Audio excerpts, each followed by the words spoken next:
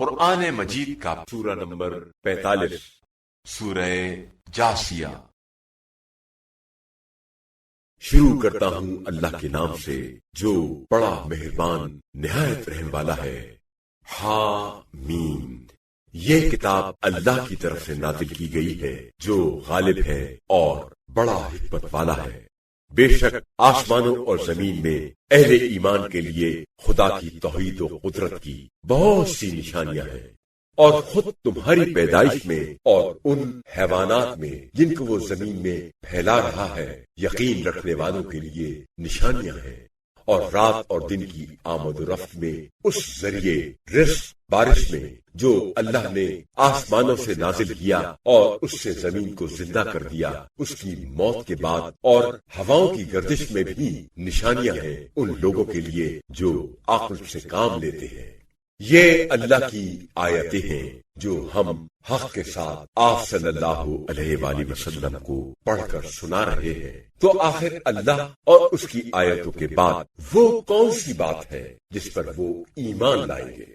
ہلاکت ہے ہر اس بڑے جھوٹے اور بڑے گناہ گار کے لیے جو اللہ کی آیتوں کو سنتا ہے، جب اس کے سامنے پڑھی جاتی ہیں پھر وہ تکبر کے ساتھ اس طرح اڑا رہتا ہے کہ گویا اس نے انہیں سنا ہی نہیں، بس تم اسے دردناک عذاب کی خبر دے دو۔ اور جب اس کو ہماری آیات میں سے کسی کا علم ہوتا ہے تو وہ ان کو مذاق بنا لیتا ہے۔ ایسے لوگوں کے لیے رسوا کن عذاب ہے، ان کے آگے جہنم ہے، اور انہوں نے جو کچھ کیا کمایا ہے وہ انہیں کوئی فائدہ نہ دے گا، اور نہ ہی وہ ان کے کام آئیں گے جن کو انہوں نے اللہ کے سوا کارساز بنا رکھا ہے، اور ان کے لیے بڑا عذاب ہے۔ یہ ہدایت ہے، اور وہ لوگ جنہوں نے اپنے پروردگار کی آیتوں کا انکار کیا ان کے لیے سخت قسم کا دردناک عذاب ہے۔ اللہ وہی ہے جس نے تمہارے لیے سمندر کو مسخر کر دیا تاکہ اس کے حکم سے اس میں کشتیاں چلیں، اور تاکہ تم اس کا فضل رزق تلاش کرو، اور تاکہ تم شکر کرو۔ اور اس نے آسمانوں اور زمین کی سب چیزوں کو تمہارے لیے مسخر کر دیا ہے۔ بے شک اس میں غور و فکر کرنے والوں کے لیے خدا کی قدرت و حکمت کی نشانیاں ہیں۔ اے رسول صلی اللہ علیہ وآلہ وسلم، ایمان والوں سے کہیے کہ وہ ان لوگوں سے درگزر کریں جو اللہ کے خاص دنوں کی امید نہیں رکھتے، تاکہ اللہ ایک قوم کو اس کے ان سارے اعمال کا بدلہ دے جو وہ کیا کرتے تھے۔ جو کوئی نیک عمل کرتا ہے وہ اپنے فائدے کے لیے کرتا ہے، اور جو کوئی برائی کرتا ہے اس کا وبال بھی اسی پر پڑتا ہے، پھر تم سب اپنے پروردگار کی طرف لوٹائے جاؤ گے۔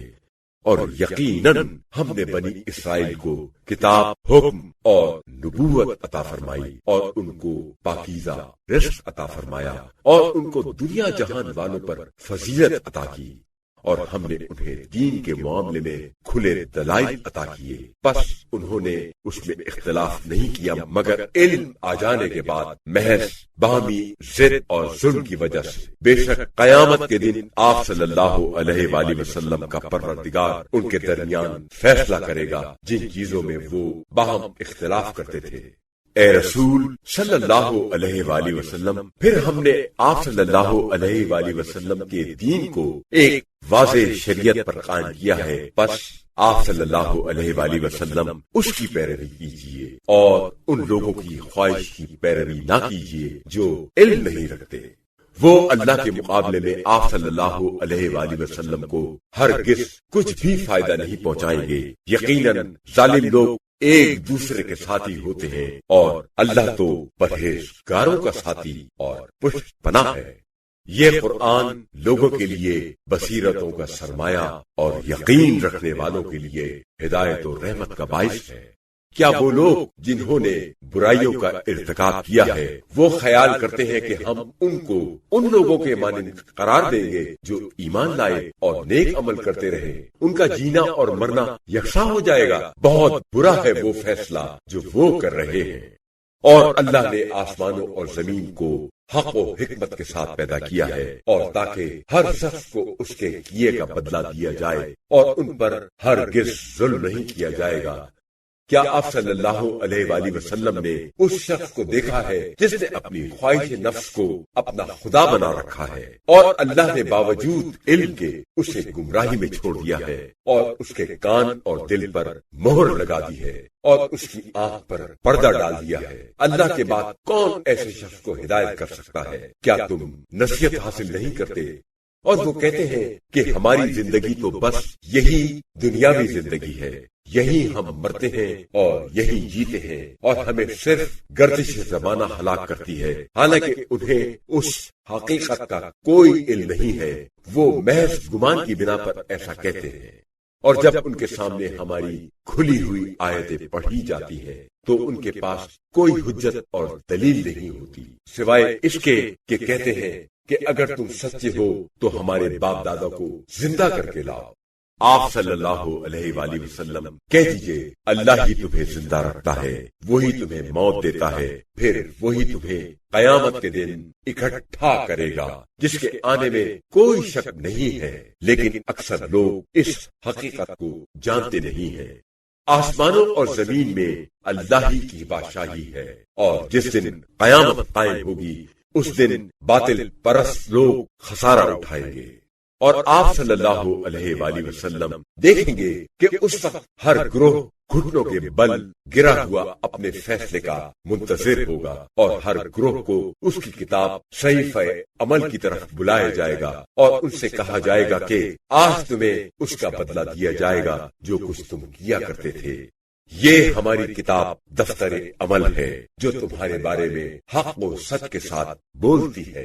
ہم لکھتے لکھواتے رہتے تھے جو کچھ تم کرتے تھے۔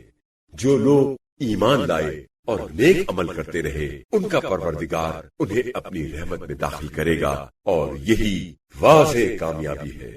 اور جن لوگوں نے کفر اختیار کیا ان سے کہا جائے گا، میری آیتیں تمہیں پڑھ کر نہیں سنائی جاتی تھی مگر تم نے تکبر کیا اور تم مجرم لوگ تھے۔